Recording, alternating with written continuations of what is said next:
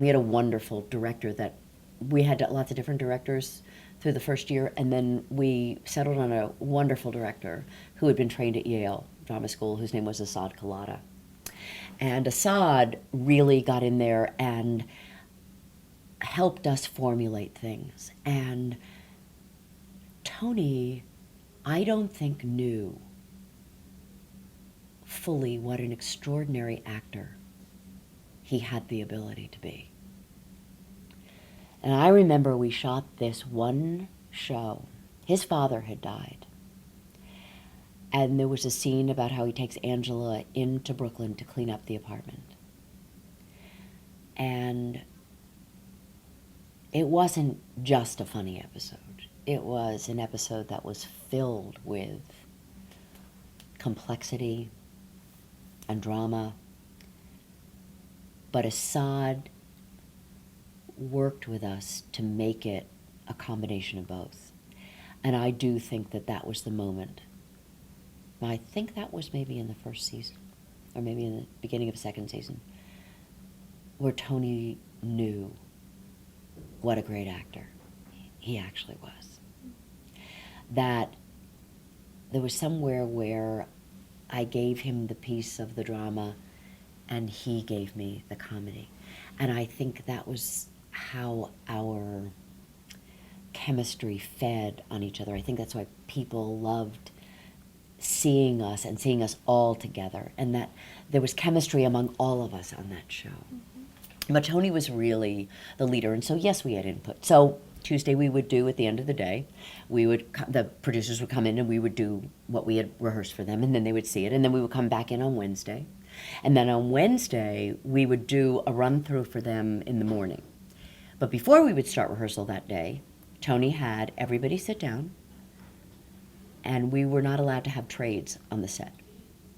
He didn't want us to be talking about the business. So we did current events.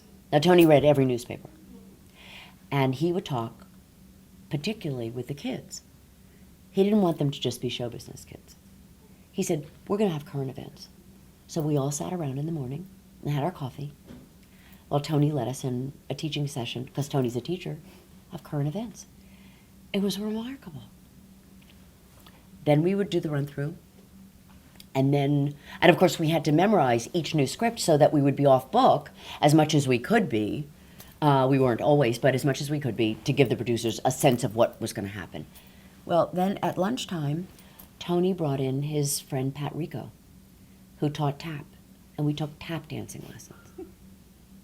Now, as you are probably well aware, Tony is the only one who kept it up. But it was amazing.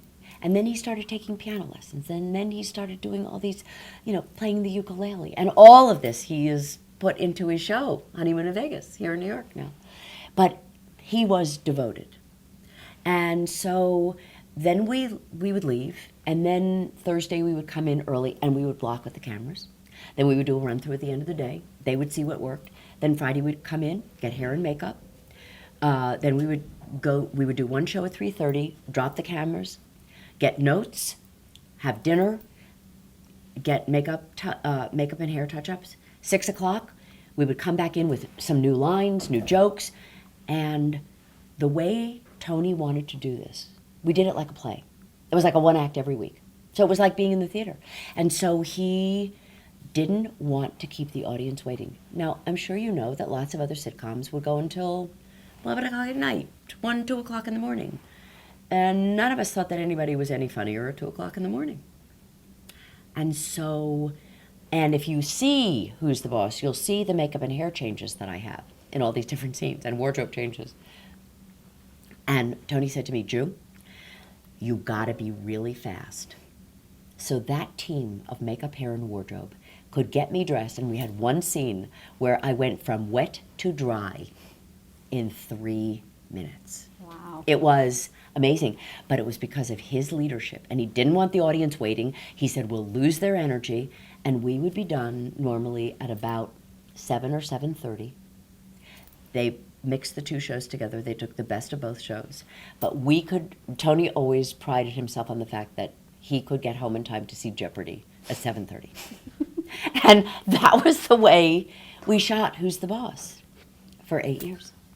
Well, actually, the first year we didn't operate like that, but the second year, that's the way it was, and that was the way that he wanted to do it.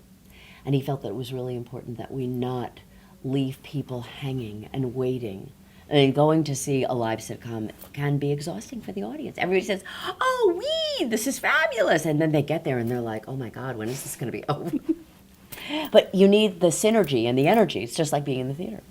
Tony was completely involved in everything. He used to make this joke where he was going to do a video of himself, sitting at the executive at an executive desk, and then he was going to shoot himself in a meeting with ABC, and then he was going to shoot himself in a meeting with Blake and Marty. Oh, I have to tell you this one story about Blake and Marty that you're going to love. And then he was going to shoot himself on a ladder, changing a light bulb on the set, and then it was going to be him down there handing him the light bulb. And I always wish that he had done that, because he did everything. He held that as his responsibility. And he expected that everyone else do the same. And he taught me so much about ownership and what it means to actually, no matter what your position is or how you are positioned in a show, if you own it in the way that he owned it in every aspect, and that didn't mean that you went into the meetings at ABC or with Blake and Marty and the writers. It wasn't that. It was like you took ownership of what your part was so that all the parts could work. It was all about teamwork. And I think that's partly why we went for so long, because the energy was so good and people could feel that through the show, through the energy of the television. All of the relationships changed over time. And I remember there was a period of time when Tony and I knew that my part of my job, if not all of my job, was because he was doing everything.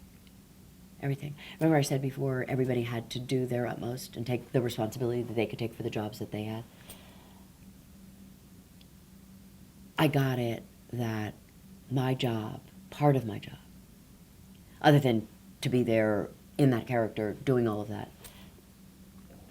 was to be support for Tony. That was my job. And when I got that, so many people say at the end of a show, could not wait to get away from those people. I hated those people. It's like, enough, get away. We loved each other more at the end of the time than we did in the beginning. And to this day, I say this all the time, that if I ever needed anything, and I called Tony, I could blink and he would be there. Without question.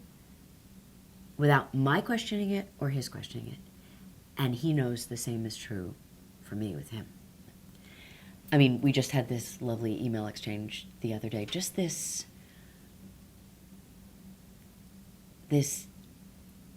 intimacy of the connection of our friendship is so strong. The bond is so strong. And he knew that I was learning from him. He knew that he was teaching me about comedy in a way that I wouldn't get it anywhere else. And he knew that I was his champion, that I was as there for him as he was for me. And I think that's very rare. And it was unspoken. It wasn't talked about. It was this invisible, unspoken conversation that we both knew and understood. Mm-hmm. And it was as though we had been placed in that place and time. Now this goes back to the fact that if I had not been listening and saying I never want to do a soap opera and I never want to do a sitcom, that magic, that incredible experience would be something that I would have missed, because I was so intent on having it the way that I had to have it, that it wasn't going to be anything different or veer away from what I wanted.